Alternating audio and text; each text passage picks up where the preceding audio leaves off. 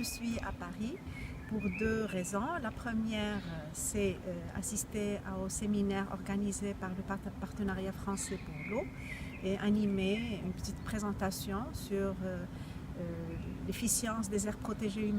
du Maroc sur la protection de la biodiversité aquatique, et aussi pour participer à la 7e plénière de l'IPBES qui se tient à l'UNESCO, étant expert ayant travaillé sur l'évaluation régionale de la biodiversité à l'échelle du continent africain. Donc c'était une évaluation qui a été réalisée avant celle-ci, la globale, qui est en train de se valider lors de cette 7e plénière. Étant hydrobiologiste, j'ai travaillé sur les écosystèmes aquatiques depuis une trentaine d'années. Tout d'abord, j'avais commencé comme taxonome, donc pour étudier les coléoptères aquatiques qui habitent les écosystèmes, tous les écosystèmes aquatiques du Maroc.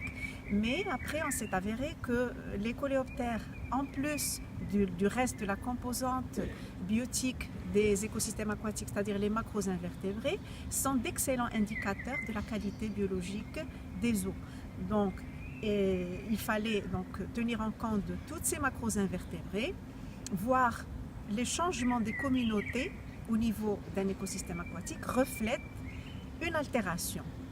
Donc, identifier les altérations auxquelles sont soumises les écosystèmes aquatiques à partir de la communauté des macroinvertébrés, et ceci bien sûr à partir de l'application des indices qu'on appelle des indices biotiques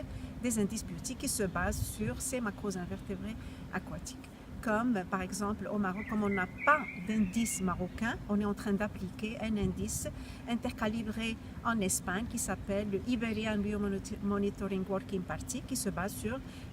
donc la présence de communautés de macroinvertébrés aquatiques, et à partir des résultats qu'on récolte, qu'on trouve, donc on peut cartographier ou la classer, le tronçon sur lequel on travaille, est-ce qu'il est en bon état écologique, mauvais état, là, très mauvais, ça dépend donc du résultat qu'on trouve.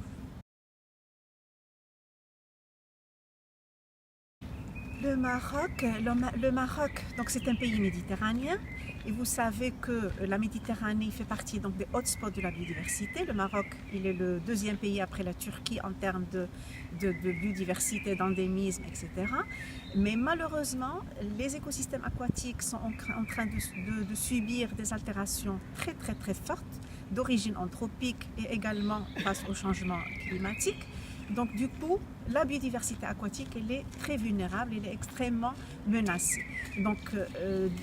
durant toutes ces trentaines d'années, on a assisté au déclin de certaines populations qui étaient bien représentées il y a une trentaine d'années, mais avec l'expansion démographique, l'expansion de l'agriculture, les rejets, etc., on assiste parfois à la disparition de certaines espèces ou bien à la diminution et à la réduction, ce qu'on appelle la réduction des aires de répartition de plusieurs d'entre elles.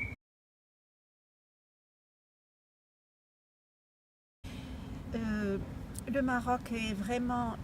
il est actuellement, donc depuis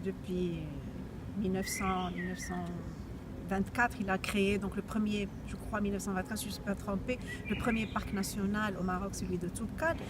Mais le réseau des aires protégées du Maroc, c'est surtout, il a été donc identifié et créé à la base pour la protéger, c'est surtout les plantes, les arbres et les vertébrés, les mammifères, les oiseaux, etc. Mais cette composante de la biodiversité a été totalement, la biodiversité aquatique notamment, donc ces petits bestioles qu'on appelle des petits bestioles, ont été totalement ignorés, et ce malheureusement, donc malgré leur importance. Donc, certaines aires protégées qui ne sont pas vraiment très impactées par l'action humaine, on peut dire que l'action de la protection est également, si vous voulez, favorable, même pour la composante aquatique, la biodiversité aquatique. Mais dans le cas de certaines aires protégées qui sont vraiment, où la population exerce encore beaucoup de dégâts, même s'il vit à l'intérieur d'une aire protégée, dans le cas par exemple comme le cas du nord du Maroc, il y a la culture du cannabis, il y a l'exploitation agricole qui arrive jusqu'aux rives des cours d'eau, étant donné qu'il s'agit des régions qui sont très fertiles, donc les cultures se propagent même sur les rives des cours d'eau. Et bien sûr, avec toutes ces altérations, même si on est au sein d'une aire protégée, protection effective de la biodiversité aquatique n'est pas vraiment bien réussie.